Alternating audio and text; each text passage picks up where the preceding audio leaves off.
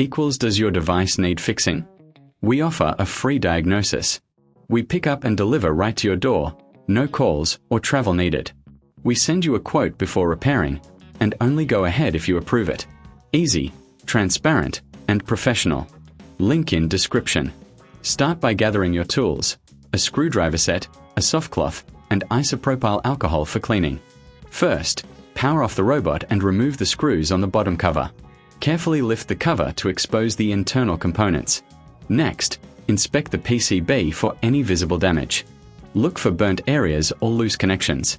If you find any, a professional diagnosis without obligation can help determine the best course of action. Now, check the battery connections. If they're loose, tighten them gently. If the battery is swollen or damaged, it's time for a replacement. Remember, you can get a quote before repair to avoid surprises. Once everything is checked, clean the internal parts with a soft cloth and isopropyl alcohol. This ensures optimal performance. Reassemble the robot by placing the cover back and securing it with screws. If you need assistance, consider our pickup and delivery at your home service.